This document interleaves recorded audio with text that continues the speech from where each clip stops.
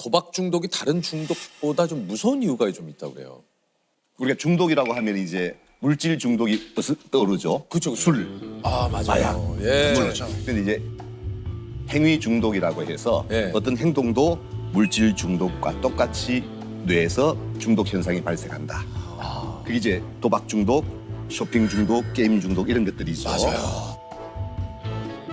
저는 솔직히 말씀드리면 약간 쇼핑 중독이 좀 있는 것 같아요. 이제 천천히 같이 얘기를 네네. 아 나눠보시죠. 좋아요. 아 교수님께서 역시 또 이제 천천히 좀 얘기를 하자고. 그래서 그 가운데 도박 중독이 무서운 이유는 술을 마시면 간이 나빠져서 힘들죠. 그렇죠. 건강을 해치죠. 소주 100병 마셨습니다. 이런 친구는 못 봤는데 도박은 끝없이 올라갈 수 있다는 게 더 위험한 걸지도 모르겠습니다. 그리고 도박 중독은 자기 혼자만의 문제가 아니고 가족의 이웃 사촌까지 끌고 들어가죠. 그래서 훨씬 더 다른 중독보다도 더 무서운 병일 수도 있다.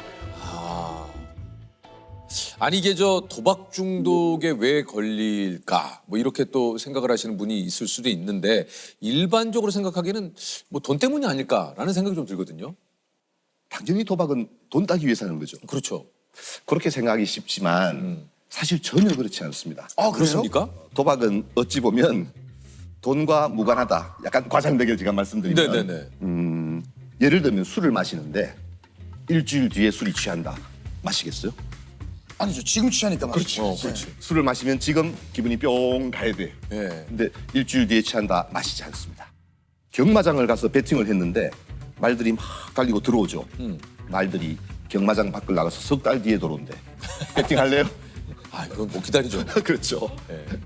중독이라는 것은 뇌가 즉각적인 보상이 주어질 때 중독이 되는 거예요. 중독성이 강한 도박이 뭐냐? 빨리 승부가 나는 거예요. 맞아요. 회전이 빠른. 너무 잘하시네. 저도 모르게 회전이 굉장히 빠른. 중독이라는 것은 뭐 돈의 문제다. 그런 것들이 아니라는 뜻입니다. 이게 도박 중독이 이제 도파민의 영향이라고 하는데 도파민 이거 좀 많이 듣거든요. 도파민. 그렇죠. 도대체 이게 도파민이 뭡니까 이게? 인간의 뇌는 수백억 개의 신경세포로 구성되어 있죠. 네네. 이게 각자 역할을 하기 위해서는 세포 간의 상호 연결이 있어야 됩니다. 이때 필요한 물질이 바로 신경 전달 물질이라는 거죠. 신경 전달 물질. 우리 세로토닌 이런 얘기 한동안 좀 예, 들어보셨죠? 맞아요. 마음을 좀 평화롭게 만들어주고 항상성을 유지하는 물질이에요. 맞아요. 세로토닌. 근데 이제 최근에 우리 도파민 이야기를 많이 하는데 도파민 중독 뭐 이런 얘기. 그렇죠. 뇌에는 아주 원시적인 뇌가 있는데 여기서 도파민이 분비되게 되는데 이 도파민은 쾌락, 보상 회로에 작동하는 것입니다. 보상 중추를 통해서 전두엽으로 전달되면 기분이 좋아지는 거죠. 그러니까 우리가 어떤 행동을 하면 기분이 좋아지죠. 네. 그러면 그 행동을 반복하게 되겠죠. 반복하게 되죠. 그렇죠. 이게 너무 지나치면 중독 현상. 중독이 되는. 우리가 중독이 무서운 이유는 큰 자극을 맛을 보면 작은 자극에는 뇌가 반응을 하지 않습니다. 그렇죠. 이게 가장 무서운 겁니다. 제가 아는 분 가운데 한 분이 일주일 만에 5억을 딴 분이 있습니다. 일주일 만에 5억이요.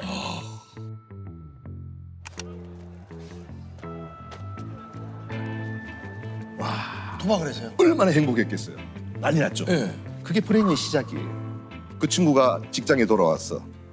한 달 일하고 월급 200~300만 원 받았어. 기별이 올까요? 아무런 반응이 없습니다. 일주일 만에 5억을 땄는데. 집에 갔는데 아이가 까꿍까꿍 놀지. 재미가 있을까요? 그런 일상의 자극에는 도파민이 올라가지 않습니다. 어떻게 해야 돼요? 또 도박을 다시 하나. 가지러 가야 되죠.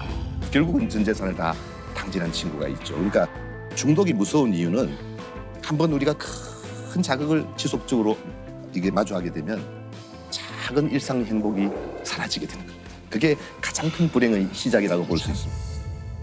야, 이게 참. 와 이게 참 좀 진짜 그 예전에 그런 얘기를 하더라고요. 이게 좀 뭐 굉장히 큰 카지노나 이런 데는 돈을 많이 따가도 전혀 걱정을 하지 않는다. 언젠간 저 사람은 다시 돌아올 걸 알기 때문에. 진짜 그 얘기를 누가 여기 어디서 제가 들었는데 진짜 고개가 좀 끄덕여지더라고요. 그 말은 도박은 결국 시간과의 싸움이라는 그러니까요. 뜻입니다. 자, 우리 세 명이 고스톱을 친다고 가정해 봅시다. 네. 100만 원씩 냈어. 네. 밤새도록 치면 누가 따가줘? 기술이 좋은 사람이 따가겠죠. 그렇겠죠. 그런데 만약에 옆에서 한 판 칠 때마다 누가 1,000원씩 뗀다고 가정해 봅시다. 네. 그러면 밤새도록 치면 돈은 누가 가지고 있어요? 저 사람의 딸. 그렇죠. 그러니까 오래만 앉아 있으면 돈은 사라진다는 뜻입니다. 카지노는 누가 따든 말든 걱정이 없죠. 가만히 시간만 보내면 자동적으로 돈은 들어오게 돼 있습니다. 카지노에 그래서 시계가 없대잖아요. 맞아요. 저도 그 얘기 들어요. 창문도 없고. 창문도 없고. 우리나라는 있습니다. 아, 있습니까? 아, 우리나라는 있습니까? 예.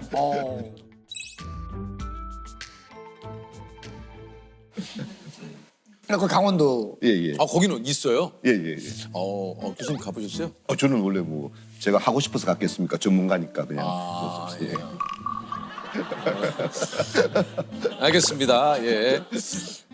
자, 그러면 왜 돈을 잃는다는 걸 아는데 못 빠져나올까요? 뭐 왜 그럴까요? 이제 하지 않으면 문제가 생기는 시기가 옵니다. 아, 처음에는 좋아서 했지만 나중에는 하지 않으면 힘든 거예요. 내 스스로가. 두 번째는 거기서 빠져나오는 순간 현실로 돌아와야 되잖아요. 빚이 1억이야. 도박을 하는 동안은 그거는 손실이 아니죠. 아직 하고 있으니까. 근데 거기서 나오는 순간 확정 손실이 되어버립니다.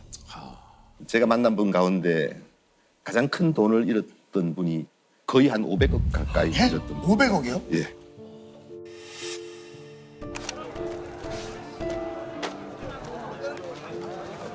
왜 500억이 있는데 도박을 했을까? 신기하죠. 정말 대단한 분이셨죠. 열심히 살아서 중소기업을 잘 이룬 상까지 많이 받은 그런 분인데 어느 날 은퇴하고 난 뒤에 카지노에 중독돼요. 그리고 돈을 다 잃었는데 제가 만나서 이렇게 뵈니까 평생 한 번도 도박을 해보신 적이 없대요. 가만히 얘기를 들어보니까 이분이 평생 일을 도박처럼 했구나. 저는 볼 때 모든 열정과 에너지를 정말 일에 쏟아, 쉽게 말하면 일 중독이죠. 이게 은퇴하고 나니까 이 에너지와 열정이 갈 곳이 없잖아요. 어느 날 탁 그걸 접하는 순간 중독에 빠져버린 거예요. 중독이라는 것은 결국은 방향성의 문제라는 뜻입니다. 이 열정과 에너지가 나에게 가정의 사회의 건강한 쪽으로 붙느냐, 아니면 나를 해치고 가정을 해치고 사회를 해치는 쪽으로 붙느냐, 이 차이일 뿐인 것입니다. 우리가 도박 중독에 누가 잘 빠지는가 고민이 되잖아요. 그래요. 그러면 우리는 도박 중독에 빠질 수 없을까요? 우리는 알코올 중독에 빠질 수 없을까요? 있죠. 있어요. 예. 중독에 누가 빠지는가 물어보는데 누구든지 중독에 맞아요. 빠질 수 있습니다. 근데 그 가운데 특별히 중독에 잘 빠지는 성향을 가진 사람들이 좀 더 있긴 합니다. 그래요. 어떤 성향의 사람들이 좀 도박 중독에 잘 빠지는? 이제 크게 두 가지로 보는데 첫 번째는 자극 추구형이다 이렇게 이야기하는데요. 어릴 때 물어보면 그 구슬치기, 딱지치기를 해도 다 따야 되는 친구들이 있어요. 예. 승부사의 기질을 갖고 있어요. 이 에너지와 열정이 넘쳐요. 당구 쳤지 물어보면 300이래. 뭐 물어볼 것도 없어. 근데 빠지면 아주 뽕을 뽑아야 되는 친구들이 있어요. 이게 있어요. 좋게 말하면 열정과 에너지가 너무 좋은 거잖아요. 근데 이 방향을 잘못 잡으면 이제 중독에 빠지는 소질을 갖고 있는 거예요. 그러니까 꼭 다 그런 건 아닙니다만 그런 뭔가의 승부욕. 심심함을 못 견디죠. 자극을 못 받으면 기분이 나쁘고 우울해지니까 끊임없이 자극을 받는데 그게 도박이나 술이나 마약이 채워주는 거죠. 그런데 또 한 부류는 이제 현실 도피형이라 그래가지고 기분은 좀 우울해. 학교 가도 뭐 재미가 없어. 이런데 아이고 도박을 하거나 이럴 때는 아주 기분이 좋아지는 현실 도피적인 모든 걱정을 잊을 수 있잖아요. 그런 분들이 이제 중독에 잘 빠지는 성향을 가진 사람들인 것입니다. 이게 좀 치료를 하시다 보면 의사로서 좀 허탈하실 때도 좀 있을 것 같아요. 뭐 당연하죠. 예. 일반적으로 정신과 의사가 그렇습니다만 특히 중독을 보는 정신과 의사는 맷집이 좋아야 됩니다. 그렇습니까? 그 재발이라는 것은 어찌 보면 이 중독 치료의 당연한 결과이기도 합니다. 그렇습니다. 그런 과정을 다 거쳐서 좋아지는 거예요. 자, 술 끊자. 그리고 평생 갔다. 물론 그런 분도 있습니다. 그러나 대부분은 가다가 떨어지고 가다가 또 좌절하고 가다가 실수하고 이 과정을 거쳐서 좋은 결과에 도달하게 되죠. 이 떨어진다고 해서 그걸 좌절하기 시작하면은 치료자도 견디지 못하고 우리 환자도 견디지 못하죠. 그래서 저는 약간 농담식으로 재발하면 박수를 쳐라. 야, 참 잘했다. 그렇게 얘기합니다. 뭐 어떻게 박수 칩니까? 단도박 모임, 단주 모임의 1계명이 뭔가 아셔야 돼요. 뭡니까? 나는 술 앞에 무력했음을, 나는 도박 앞에 무력했음을 시인합니다. 이게 일계명입니다. 아, 이걸 깨닫는 순간 어떻게 해야 돼요? 도움을 받아야 되는 거예요. 이게 치료의 첫 번째 단계라는 뜻입니다. 그러니까 이게 참 뭐 부끄러운 얘기지만 제가 담배를 한 3년 반에서 4년 정도 끊었거든요. 지금은 이제 가끔 가다가 전자담배를 다시 피게 된 거예요. 아, 스스로가 너무 자책이 되는 거예요. 이게 4년 동안 내가 했는데 안 끊었는데. 피웠던 거를. 아, 왜 자책합니까? 4년이나 끊었는데. 그렇죠. 다시 했다는데 초점을 맞추지 말고 그동안 내가 그거 이겨나가는 과정들을 잘 봐야죠. 그때 내가 얼마나 좋았는지, 어떻게 해서 이길 수 있었는지 그 과정을 다시 시작하면 됩니다. 저도 이제 노력을 많이 해봤거든요. 근데 제가 좀 도움이 됐던 방법 중에 하나가 뭐냐면 이 담배 내일도 필 수 있으니까 내일 생각나면 피자. 그리고 그 다음날이 됐어요. 생각나면 오케이 내일도 필 수 있는 거니까 내일 피자. 내일로 미뤘거든요 그거를. 그러다 보면 자연스럽게 한 달이 되고 2달이 되고 끊게 되더라고요. 중독 분야 정신과 의사를 해도 될 것 같습니다. 상당히, 괜찮습니다. 상당히 훌륭한 방법입니다. 오늘 하루만 살자. 이게 중독의 기본입니다. 너무 길게 생각하면 힘들잖아요. 오늘 하루면 술 안 마시면 돼. 오늘 하루면 도박 안 하면 돼. 이게 쌓이고 쌓여서 오늘 1년, 하루. 10년이 되는 것이죠. 예. 우리가 도박하면 나쁜 사람, 뭐 이상한 사람, 뭐 의지 박약자 뭐 이렇게 말하지만 더 문제가 되는 것은 가족들이죠. 가족들이죠. 공동 의존이라 그래가지고 자기도 그게 빠지기가 쉽습니다. 도박을 한다는 뜻이 아니고 나의 모든 기분은 어디에 달려 있어요? 남편이 술 마셨나? 도박했나? 여기에 달려 있는 거예요. 생활이 완전히 깨져버립니다. 그래서 가족들에게는 제가 그런 얘기를 하죠. 첫째는 하지 말라는 말을 하지 말라고 가르칩니다. 아 근데 그게 될까요? 이 하지 말라는 말을. 그러면 하지 말라 그러니까 말을 들어요? 안 듣죠. 효과가 있었어? 없죠. 없는데 왜 해? 있으면 해야죠. 그런 말을 하는 순간 관계가 단절됩니다. 그래서 가족들이 해야 될 첫 번째 일은 이 중독자에 관심 갖지 말고 나에게 관심을 가져라는 뜻이에요. 내 스스로에게. 홀로 선 자만이 누군가를 도울 수가 있어요. 우선 내가 홀로 써야 돼요. 하지 말라는 말을 계속 한다는 말은 무슨 뜻일까요? 문제가 생기면 해결해 준다는 뜻입니다. 하지 말라고 말하면서 하면 돈을 갚아주잖아요. 그 결과에 대해서 내가 책임지겠다는 것을 간접적으로 가르쳐 주는 것입니다. 하든지 말든지 내 관심사가 아니에요. 그건 저 사람의 문제예요. 결과에 대해서 그 사람이 책임지도록 만들어주는 것입니다. 도박 중독자들을 집단 치료할 때 동물 실험을 했을 때 쥐에게 마약을 주입합니다. 그러다가 놀랍게도 한 4마리의 쥐가 있으면 한 마리는 나중에 마약을 먹지 않습니다. 어떤 쥐일까요? 대장 노릇을 하는 쥐입니다. 리더로서의 역할을 함으로써 마약을 접하는 시간이 줄기 시작합니다. 이 사회적인 역할이 얼마나 중요한 것인지 모릅니다. 이 사람이 본성을 회복하고 원래 자기 자신의 모습으로 돌아가도록 그 역할을 부여해 주는 것이 가족들의 역할일 것입니다. 사실 이게 어떻게 보면 저희가 그냥 단순히 뭐 도박 중독 뭐 이런 중독이 아니라 온통 어떻게 보면 중독의 시대에 살고 있지 않나 할 정도로 요즘 그 진짜 유튜브 예, 특히 쇼폼 이 쇼폼에 대한 이 중독에 관한 얘기도 정말 많이들 하시잖아요.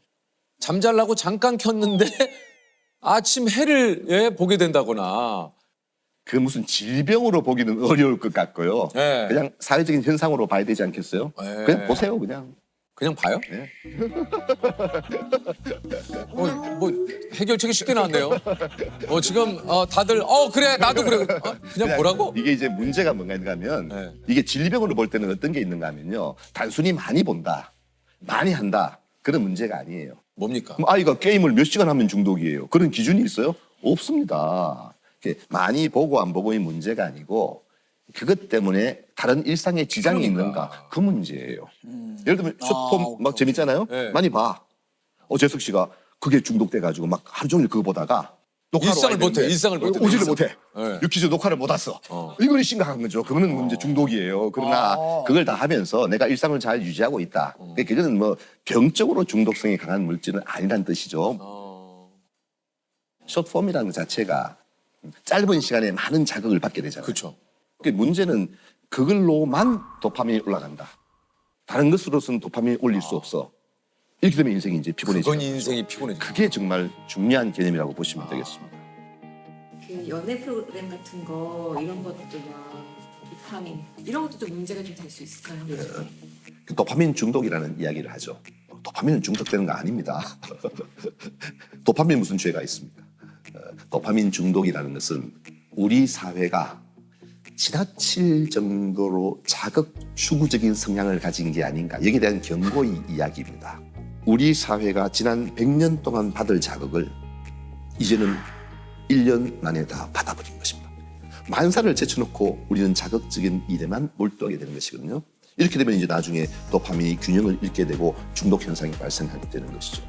성숙하다는 게 뭘까요? 우리는 즉각적인 보상만을 바랍니다. 성숙하다는 것은 이 지연 보상, 나중에 보상이 오는 것을 견딜 수 있는 능력이에요.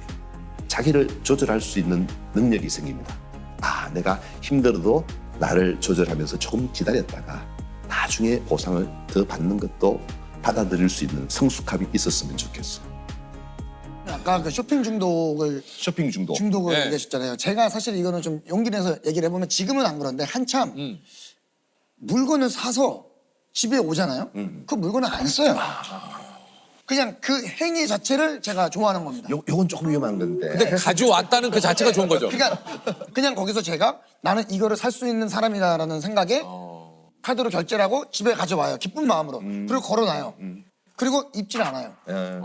그거는 잘못된 거잖아요, 사실은. 그 당시에는 한참 쇼핑 중독이지 않았을까. 그런 사는데 중독된 분들은 사는 행위 자체가 자기에게 만족을 주는 거예요. 그걸 살 때 좀 전에 말했듯이 딴 데서는 대접을 못 받지만 거기 가면 쭉 대접을 받아. 기분이 좋아지죠.